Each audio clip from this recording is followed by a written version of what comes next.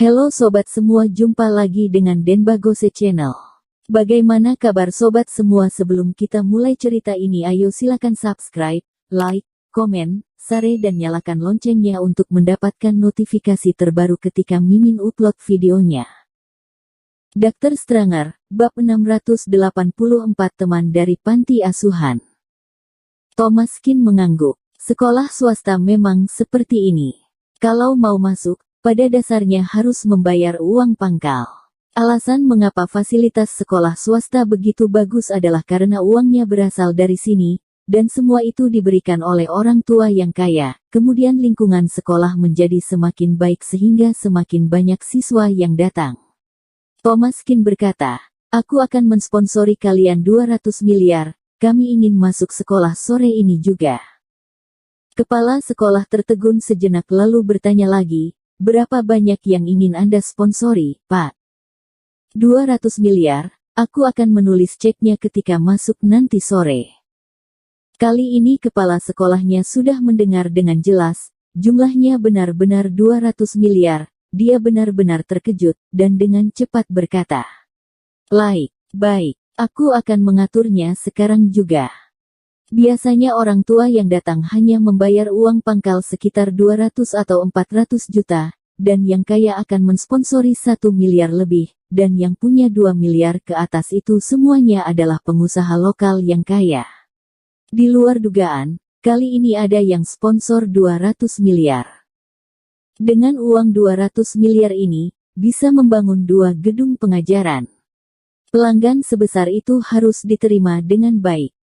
Usai makan, Thomaskin mengantar Ailey langsung ke sekolah Aohai. Lingkungan sekolahnya sangat bagus. Di gerbang sekolah, mereka langsung dipersilakan masuk karena sudah ada janji sebelumnya. Kepala sekolah masih sedang rapat, jadi Thomaskin mengajak Ailey untuk mengenal lingkungan sekolah. "Bagaimana, kamu suka di sini?" Ailey tampak bersemangat. "Aku suka, bisakah aku bersekolah di sini?" Thomaskin berkata, "Asalkan kamu menyukainya, aku akan berbicara dengan kepala sekolah mereka sebentar lagi."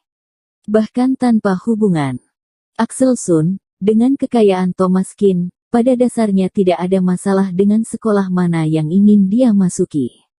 Dengan uang pangkal 200 miliar, mustahil sekolah akan menolak. Ailey berkeliling di sekitar sekolah, melihat seluncuran yang sangat indah, bebatuan, dinding panjat dan fasilitas lainnya, serasa memasuki dunia baru. Sementara Ailey senang-senang, tiba-tiba terdengar suara seorang gadis kecil. "Ailey, kenapa kamu juga ada di sini?"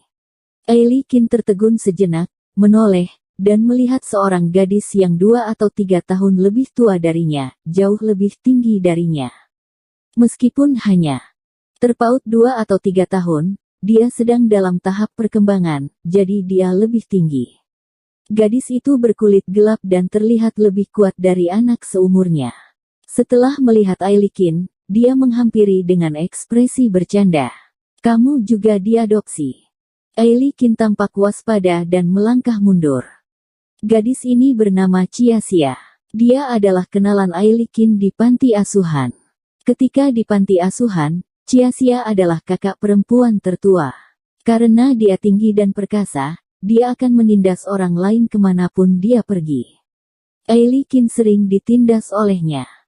Gadis-gadis di panti asuhan ini setelah menginjak remaja, akan mulai menjadi licik, mereka semua ingin diadopsi. Ailey imut dan putih, lebih patuh dan disukai orang, jadi ada lebih banyak orang yang berniat untuk mengadopsi dia. Chia-Sia menyimpan dendam, setiap kali seseorang ingin mengadopsinya, Chia-Sia akan mencari alasan untuk mengganggunya, menyembunyikan Ailey, atau bahkan menguncinya di kamar untuk mencegahnya keluar. Ailey telah mengalami hal seperti itu berkali-kali, jadi dia sedikit takut pada Chia-Sia. Akhirnya, melalui usahanya yang tak henti-hentinya, Chia-Sia diadopsi oleh orang lain. Dia diadopsi oleh seorang bos besar yang mandul tetapi menginginkan seorang anak perempuan, makanya dia suka pada Chia-Sia. Tidak disangka, setelah sekian lama, akan bertemu dengannya di sini. Cia-cia, apa kamu bertemu temanmu? L.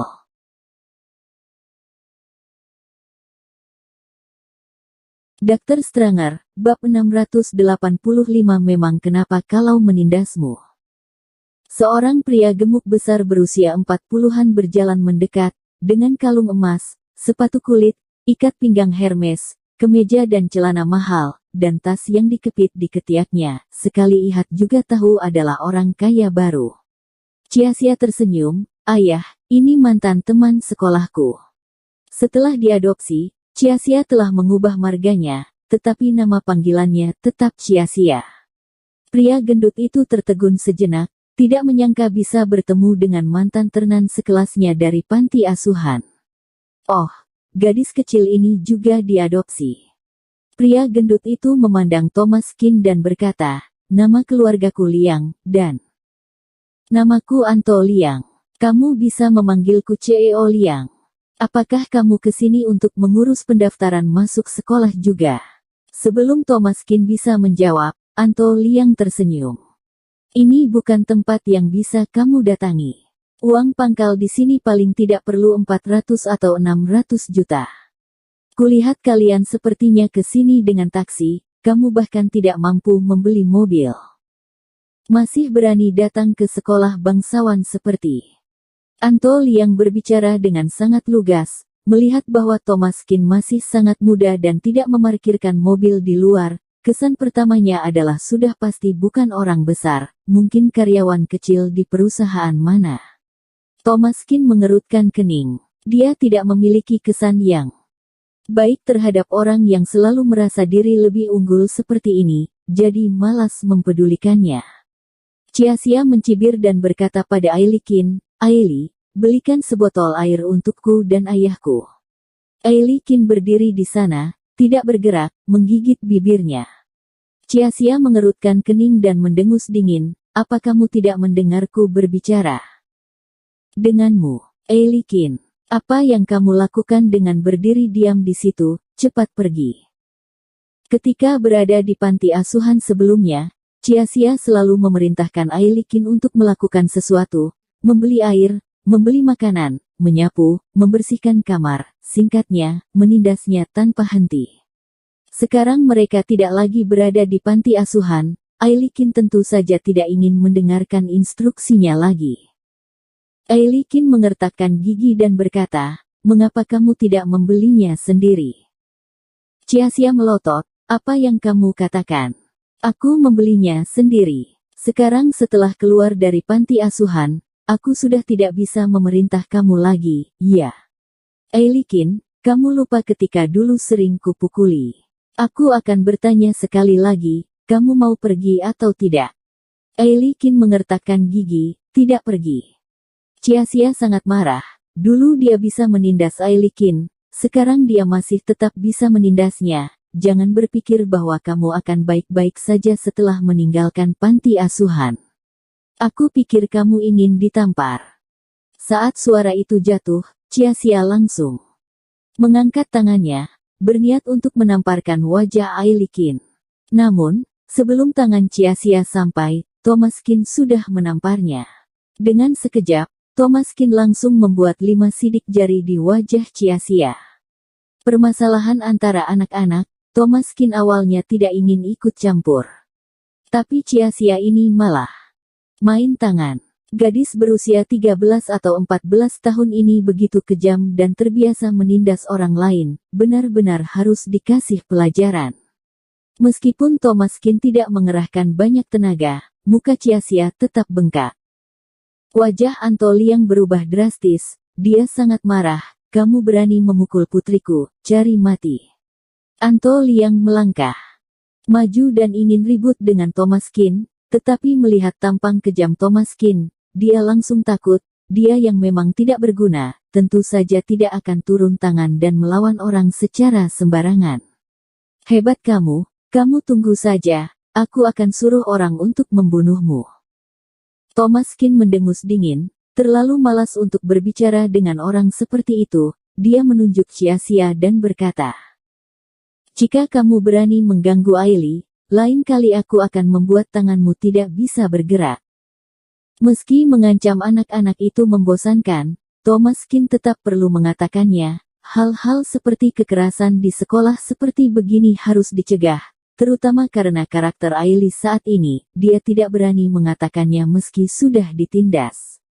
Jika benar-benar menindas Ailey, Thomaskin tidak akan peduli apakah itu anak kecil atau bukan. Bersambung. Terima kasih kepada kalian yang telah menonton video ini. Jangan lupa tekan tombol subscribe-nya dan nyalakan notifikasinya untuk mendapatkan video-video seru lainnya dari channel Denbagose.